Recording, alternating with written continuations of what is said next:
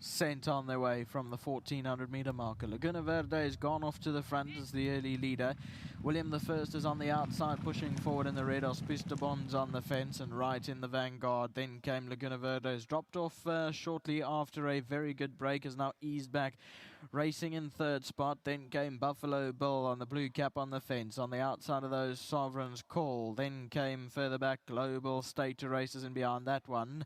Then came Dowser on the fence. Vernian Goddess is pushing forward on the outside in the purple cap. Between runners, the Winter Lake in the white and pink. Then 2-3 back to Real War with Mars Vigilante at the back end. The race there 10 or 11 lengths off the leader.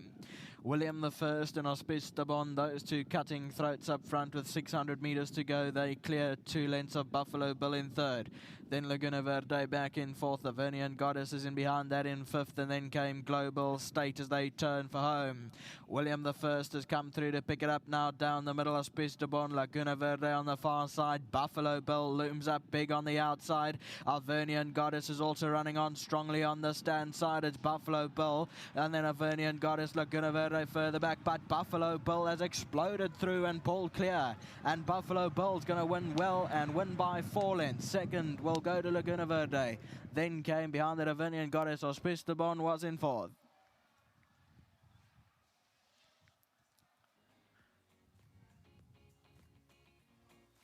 Here's your head on replay. The winners in the light blue sleeves and cap, 3 off the right hand side under Wayne Agrella. He's running all over the place, comes to the middle, outside, inside, starts to drift again, but is well clear of the opposition, and a very good win again by Buffalo Bill. 6-2-3-12, the numbers. Reminder that number 10 was scratched at the start for refusing to load, and the TCO2 for race 8 is all clear.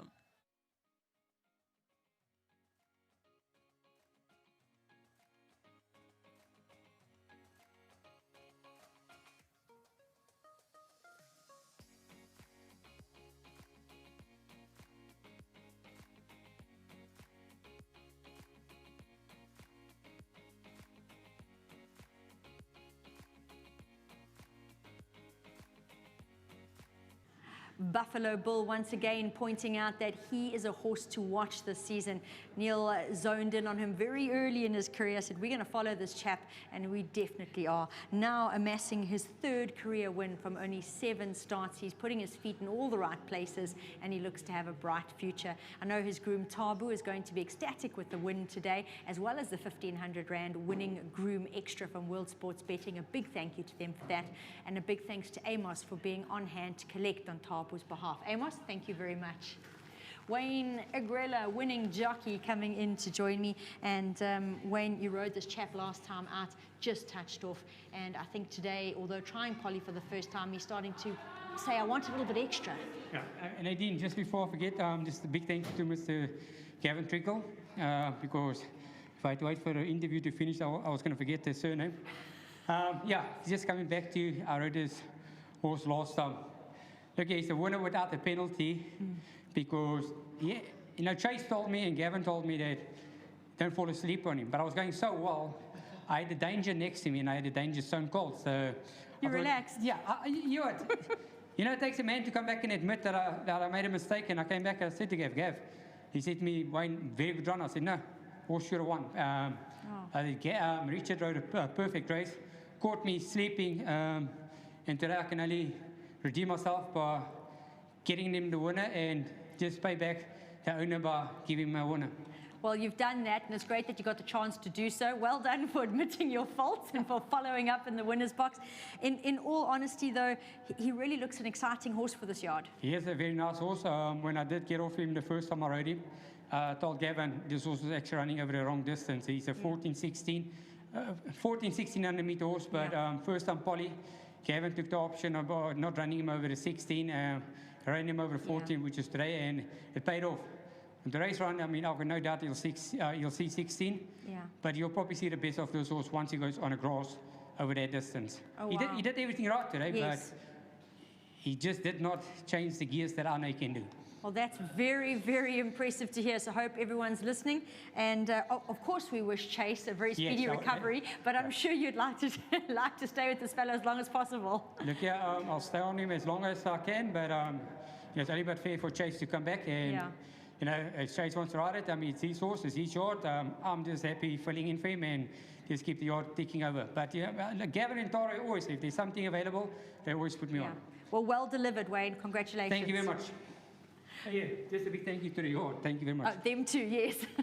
Tara's stepping on in to join me, and we're just chatting off air about the diminutive size of this chap. But Tara, it comes back to, it's not the size of the dog in the fight, it's the size of the fight and the dog. And so we'll just change that a bit round with the thoroughbred racehorse, and there you have it. Yeah, no, you're 100% correct, Nadine. Look, this horse, as small as he is, I mean, you've got to be awake in him. He actually threw Wayne off yesterday, and he got loose. And thank goodness his normal work rider, Tabu, was on hand, and Tabu, you know, lassoed him, and we got him back in hand. But I tell you what, there was a few breathless moments yesterday. Please flip and believe me. He's a little shitbag. He honestly is. He is so naughty. Wayne's put the work in on him. Yeah. He explained previously, you know, the previous race. And he said, you know, like he was just too confident. Yeah. But I've got to say a huge thank you to Gabbett Triggle, to Aisling, to Celeste. Celeste is actually in hospital at the moment. She's just had a major operation done on her back. Celeste, I wish you, you know, a speedy recovery. And to Sam as well, and to everybody at 334 Stud. I think Buffalo Bill's a above average horse. Yes.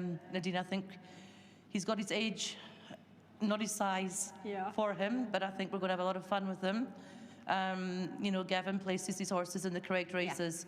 And just a massive thank you to Top Bet, who's also Ashley, Aisling and Gabbett. So, yeah, thank you very much for everything. I really appreciate the support. Well, he's not let you down yet. He's doing everything right. We'll watch him with great interest. Tara, well done. Yeah, just again, thank you to Wayne. You know, he's really stepped up to the plate. He's put in the hours.